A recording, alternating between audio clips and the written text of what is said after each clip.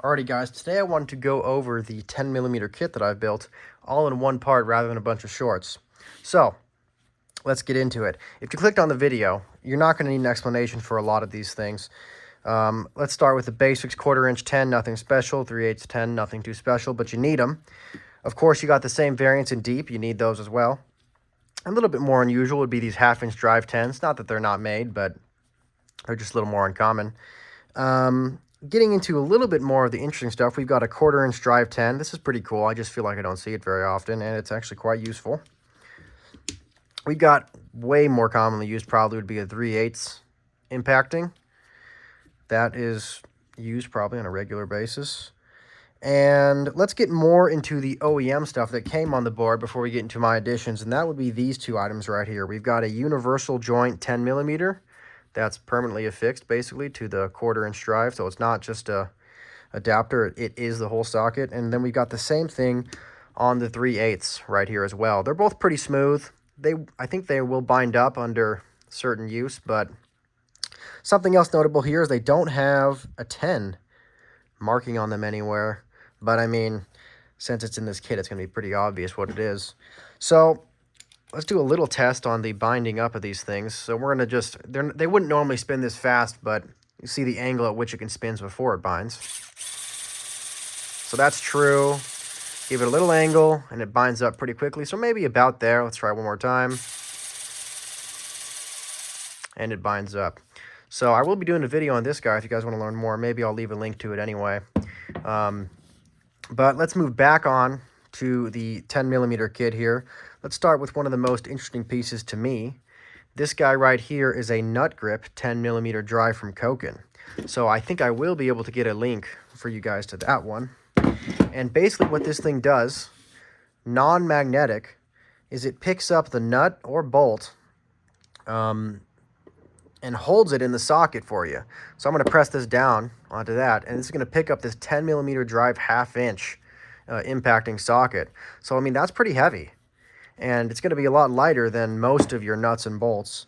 So, and again, to compare, let's just take out this standard 3/8" drive here, and obviously, you know, your sockets don't do that. So this is really something quite unique. Obviously the cutting here isn't quite as good, but that's because I did it myself. All right, let's move on to the next guy here. We've got a 10mm surface drive from Koken. I might be able to find a link for you guys for here. And obviously this thing, it actually looks a lot different. It looks more like an e-Torx there. So rather than a flat 10, but it's supposed to drive based off the actual little curved parts, not the corners. That's why the corners are kind of cut away. And it gives you a little bit of slop, but then it drives and hopefully bites on the flats for you rather than on the corner. So if you got a rounded fastener, it might be good. It might get you out of a tight spot, maybe. Or I think on the website it also said it was good for torque and maybe even painted surfaces. And then I've seen online that some people say you can get a little bit more flexibility with different size fasteners around this. Maybe an American size might fit into this as well, since there is some level of slop, though I haven't seen that myself. Okay, next up here, let's go with the 1/2" drive impacting 10mm. This guy is a vintage snap-on. You know, I can't imagine many situations you would need this, I guess, besides to break the head off of a bolt. You're just going to get into trouble here, but you've got to have it, so I am glad to have it here in the kit. We're getting down here to the last few pieces. Let's talk about this guy. This is going to be straight for your impact guns, or I guess drills, if that's what you'd like. This is also a Koken, but it is not a nut grip like this guy. Now, they do make them, but let me tell you, buying one, even buying multiple, they're not cheap. So this guy, you know, this guy's advantage is no magnet. So if you're working with like a brass nut or in a dirty area with lots of, you know, iron dust. But this guy, you know, it won't get caught on the magnet, but this guy will. But now you have the magnet ability, and it just goes right into the impact gun right away. So really good for, let's say, bolt heads. Less good for nuts because it doesn't go in. So you really can only drive the surface of something, which is going to be pretty much only a bolt head. But still, glad to have it. Okay, let's see here. Let's go with this snap-on here that probably shouldn't exist. And what I mean by that is, you know, Snap-on strives for perfection. And this I did not get from Snap-on. Now, it does say Snap-on, and of course, it's got a part number associated with it. But I noticed that this ball detent right here, I believe it is the size for a 1/2-inch drive. You can look at that compared to, let's say, here's an old 3/8 compared to this.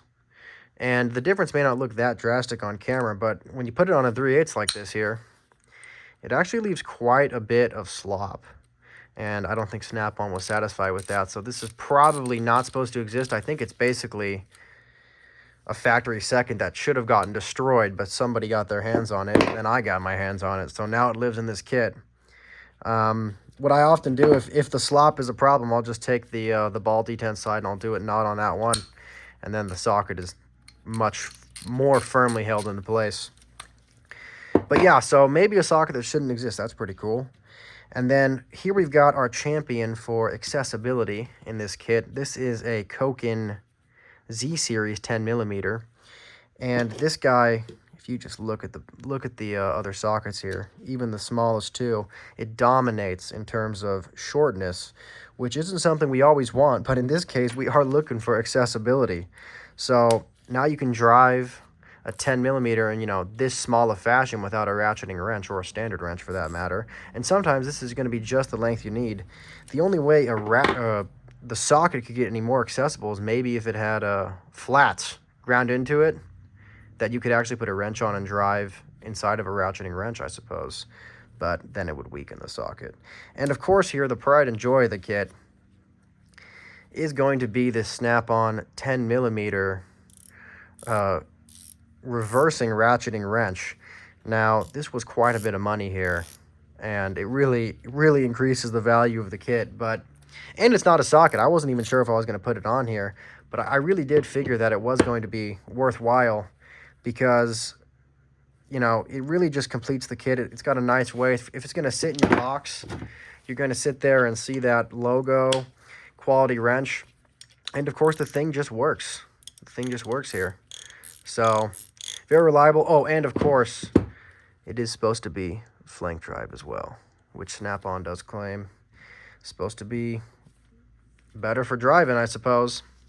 Anyway, guys, that's kind of the synopsis here of the 10mm kit. I'm pretty pleased with how it came out, though there is some issues with cutting. I'm not a pro, and I can't really dodge accountability. I'm not quite the right... Well, let's just say I can't dodge accountability. But overall, minus the small things, minus the foam cutting not being quite as nice as I'd like it to be, I'm quite happy with it, and I think it's going to have a nice place in the toolbox. I will add some links below to whatever sockets I can find that are available on Amazon for your guys' easy purchase. I got to say, this one is the standout to me. Thanks for watching, guys.